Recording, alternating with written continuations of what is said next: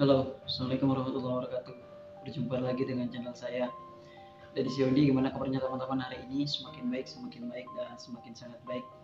Itu yang saya harapkan dari teman-teman. Mudah-mudahan pada hari ini teman-teman sudah sehat semua, sudah baik semua, sudah bisa mengikuti kegiatan yang bisa dilaksanakan oleh teman-teman pada hari ini, dan sudah bisa melewati masa-masa sensasi yang dulu sulit mungkin sekarang sudah baik semua gitu kan. Pokoknya itu doa yang terbaik untuk teman-teman itu dari saya. Mudah-mudahan teman-teman itu bisa sehat seperti sedia kala. Oke teman-teman, kali ini ada beberapa orang yang bertanya sama saya, sebetulnya bagaimana sih kita itu bisa menyembuhkan diri sendiri? Bagaimana kita bisa sembuh tanpa obat dari anxiety ini? Pertanyaannya bisa tidak? Jelas bisa ya teman-teman. Kali ini saya akan mencoba menerapkan tentang metode self healing gitu kan. Jadi self healing itu adalah mengobati diri kita oleh diri sendiri dari luka batin yang pernah kita alami gitu kan. Karena gini teman-teman, saya ngerasa penderita anxiety itu ada sesuatu hal yang terluka di dalam batinnya gitu kan, entah itu trauma, entah apa, tapi itu terjadi pada diri kita.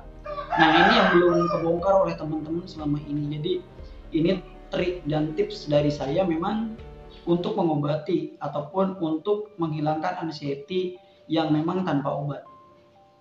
Nah kadang-kadang kan orang merasa aneh dengan orang yang sembuh tanpa obat, tapi saya justru lebih senang kepada orang yang ya tidak tergantung dengan obat gitu kan, karena banyak orang yang sangat tergantung dengan obat untuk menenangkan dirinya. Sebetulnya kan ada yang bisa untuk dilaksanakan kalau kita misalkan mau merubah beberapa hal, merubah materi yang kita punya gitu kan, supaya kita itu bisa sembuh dari anxiety ini gitu kan, dari GERD ini.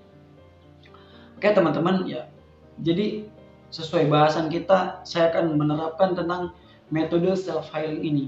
Saya yakin teman-teman kalau misalkan mampu menjalankan metode ini, teman-teman bisa sembuh. Teman-teman bisa keluar dari namanya kecemasan berlebih ataupun gangguan kecemasan ataupun anxiety disorder ini gitu kan.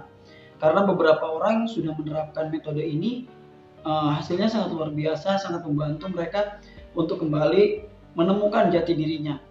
Nah, tapi teman-teman di sini ya sebetulnya metode self healing ini ada 8 macam ya, tapi saya akan coba kupas beberapa hal aja dulu untuk saya coba kemukakan sama teman-teman. Kemudian teman-teman harap menonton video ini secara seksama supaya teman-teman tidak salah mengartikan perkataan-perkataan saya, supaya teman-teman tidak salah dalam mengadopsi perkataan saya, gitu kan. Nah, jadi sebetulnya apa sih teman-teman self healing itu gitu kan? Self healing adalah proses penyembuhan hanya melibatkan diri sendiri gitu kan, terhadap luka batin yang pernah kita rasakan ataupun yang mungkin masih kita rasakan pada saat ini. Nah, teman-teman, metode self healing sendiri itu sebetulnya sangat mudah. Yang pertama, kita harus mengenali masalah diri kita, gitu kan? Masalah diri kita itu seperti apa? Saya yakin teman-teman bahwa penderita anxiety dulunya itu punya kecenderungan masalah mental. Entah itu ketakutan, entah dulu kan gini, sebelum kita rasa cemas itu ada sesuatu hal yang kita itu membawa ataupun masalah pada diri kita. Contoh saya takut terhadap kematian. Sebelum saya terkena anxiety, retensi yang paling takut saya pikirkan itu kematian itu dulu. Jadi kematian terus yang saya takutkan sebelum menjadi gangguan kecemasan yang bermacam-macam gitu kan. Nah coba teman-teman menganalisa ataupun ya mengenali masalah yang teman-teman rasakan dulu jauh sebelum terkena dari kecemasan ini gitu kan. Kalau saya jelas, ya, saya itu selalu berpikiran dalam hati saya dulu sebelum terkena. Dari sejak SMA sampai dengan jauh sampai saya kuliah sampai berumah tangga itu saya berpikir selalu ini, aduh kalau mati itu bagaimana rasanya, saya selalu berpikiran seperti itu. Akhirnya menyebabkan saya terkena gangguan kecemasan itu dari menganalisa itu sendiri.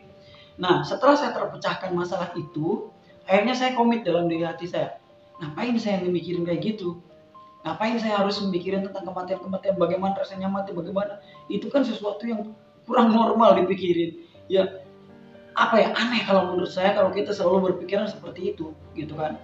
Coba teman-teman kenali masalahnya terlebih dahulu. Teman-teman sampai bisa apa ya, terkena dari anxiety disorder ini, gitu kan. Ya, kemudian mengenal konflik dengan diri kita dan orang lain. Seperti yang saya katakan tadi, kita itu mengenal konflik ya. Mengenal konflik diri kita dan orang lain. Ya, bagaimana sih? Saya kan konfliknya dengan hati saya sendiri. Bagaimana saya menakuti diri saya sendiri. Jadi kadang-kadang gini teman-teman.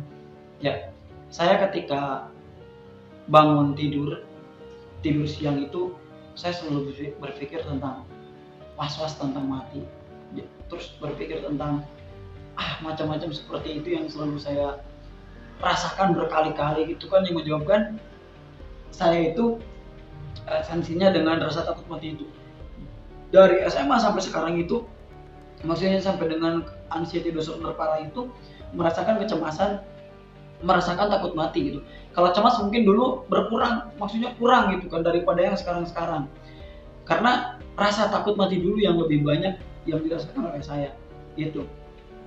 Nah, saya konfliknya dengan itu. Jadi dengan ketidakyakinan saya terhadap, maaf ya, saya berbicara sedikit tentang masalah ketuhanan. Saya awalnya gitu teman, konflik saya dengan hati saya. Jadi sebetulnya Tuhan itu ada nggak sih gitu kan. Kemudian Tuhan itu, kita itu setelah mati itu siapa sih yang paling berkuasa. Nah, itu konflik internal hati kita gitu kan. Itu contoh kecil. Jadi kita itu bertengkar itu bukan dengan orang lain, tapi dengan pikiran kita sendiri. Itu yang menyebabkan keanehan yang terjadi pada diri kita, yang menyebabkan kita mengalami gangguan kecemasan ini. Jadi saya tuh menganalisa dulu bahwa saya itu dari hal seperti itu yang menyebabkan saya seperti ini. Gitu kan. Kemudian konflik dengan orang lain. Nah, konflik dengan orang lain itu bisa terjadi, bisa tidak. Beda dengan konflik dengan diri sendiri. Kalau misalkan konflik dengan orang lain, teman-teman, mungkin kita bisa masih bisa untuk menyelesaikan dengan melakukan istilahnya problem solving gitu kan, untuk menyelesaikan masalah itu sendiri dengan orang lain. Itu bisa, tapi ketika kita konflik dengan diri kita sendiri, itu sangat sulit. Apalagi kalau misalkan dibawa terus berkepanjangan. Saya yakin teman-teman punya konflik dengan diri sendiri. Saya yakin gitu kan. Makanya kita harus tahu dulu nih, konflik kita itu dengan diri kita itu apa gitu kan. Kita dulu bicara dengan diri kita itu apa gitu kan. Saya yakin ada masalah tertentu yang memang terjadi pada diri teman-teman gitu. Ya. Nah, kemudian teman-teman, bagaimana sih ketika kita menerapkan metode self healing ini? Apa yang harus dihindari ketika kita menerapkan metode self healing? Yang pertama, ya, hal yang perlu dihindari dalam self healing itu adalah menjauhkan diri. Menjauhkan diri dari masalah itu. Gitu kan? Jangan gitu kan. Menjauhkan diri. Harusnya kita mendekati, kita pelajari pada diri kita. Kayak saya, gitu kan. Saya jujur takut mati, istilah menyampingkan ataupun kepercayaan saya terhadap Tuhan itu agak sedikit ya berkurang dan sebagainya gitu kan. Nah, akhirnya saya mencoba mendekati itu semua. Saya berpikir dalam hati, ini bukan ranahku untuk berpikir seperti ini. Ini bukan hakku untuk berpikir tentang seperti ini. Itu semua adalah urusan yang kuasa, urusan yang menciptakan kita, gitu kan. Mungkin teman-teman beda lah ininya apa, problemnya di dalam dirinya mungkin beda. Saya yakin ya tidak sama gitu kan. Jadi jangan menjauhkan diri gitu kan. Ya, menjauhkan diri. Pokoknya itu. Jadi kita harus benar-benar kita harus bicara sedekat mungkin dengan diri kita. Kita harus datangi kalau misalkan kita punya konflik ya dengan orang lain itu harus kita dekati. Bagaimana kita berbicara kepada mereka, bagaimana kita menyelesaikan masalah kita dengan mereka. Supaya kita setelah selesai permasalahan itu menjadi nyaman dan tenang untuk diri kita. Gitu kan. Nah, itu yang pertama. Yang kedua, mencoba melupakan masalah. Ya, ini harus dihindari. Karena saya dulu gini teman-teman. Saya belajar melupakan justru semakin mengingat. Karena kita dengan melupakan itu mengingat. Jadi, kalau misalkan kita punya masalah, kita bertemu dengan ataupun bertatap muka dengan orang yang punya permasalahan dengan diri kita, Kemudian kita selesaikan permasalahan itu. Bukan melupakan, tapi kalau misalkan kita melupakan, justru ada hal yang lain akan kita rasakan. Yaitu semakin dengan kita melupakan, maka kita akan semakin mengingatnya. Itu kita belajar mencoba melupakan, maka kita belajar juga mencoba untuk mengingatnya. Gitu. Kalau misalkan dengan diri kita cerita pada orang yang paham dengan diri kita. Misalkan kita cerita ke orang lain bahwa kita mengalami seperti ini. Nanti mereka mungkin akan punya jawaban, atau mungkin mereka memberikan sedikit istilahnya solusi kepada diri kita yang membuat kita mungkin nyaman, yang membuat diri kita mungkin akan lebih damai lagi, gitu kan? Nah, itu yang kedua. Kemudian yang ketiga adalah meratapi kesedihan terus-menerus. Ini terjadi pada diri saya. Jadi saya itu gini teman-teman, saya mau saking memikirkan kematian itu, saya sedih, saya terus-terusan sedih. Aduh gimana nih kalau saya mati, itu saya terus ratapi teman-teman. Padahal itu konsepnya konsep yang nyelimpang. Nggak boleh. Kalau kita misalkan tahu permasalahan diri kita, tahu apa yang terjadi di kita tidak usah mendramatisir atau misalkan menyedihkan hal-hal tersebut. Justru kita harus menemukan solusinya dari itu semua. Kita harus menemukan jawaban dari itu semua. Kalau misalkan sudah ketemu jawabannya, saya yakin rasa kecemasan itu akan berkurang. Rasa was-was dalam diri kita itu akan berkurang. Karena rasa was-was, rasa kecemasan itu awalnya dari ketakutan yang pernah kita tancapkan ataupun yang pernah kita punya dulu sebelum kita ada gangguan dari anxiety ini ataupun dari gangguan kecemasan ini. Coba aja teman-teman telaah sedikit-sedikit perlahan-lahan, saya yakin ada titik temu yang bisa mungkin dipecahkan oleh teman-teman, membuat teman-teman lebih akan berdamai lagi. Nah, yang keempat itu adalah menyakiti diri sendiri. Ini hal yang sangat tidak boleh. Udah saya ceritakan di mana parahnya saya waktu dulu. Bagaimana saya ingin menghabisi diri saya sendiri. Jadi gitu. Mungkin saking depresinya saya, saking tidak kuatnya pikiran saya, gitu kan.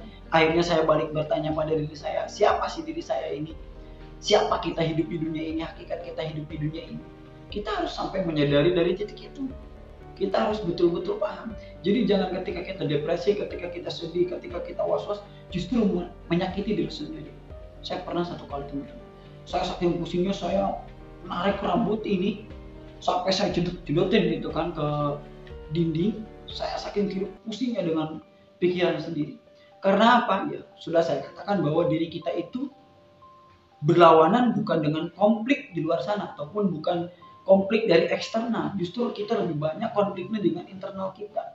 Ada dua hal yang ada di dalam pikiran kita, mungkin lebih 3 hal.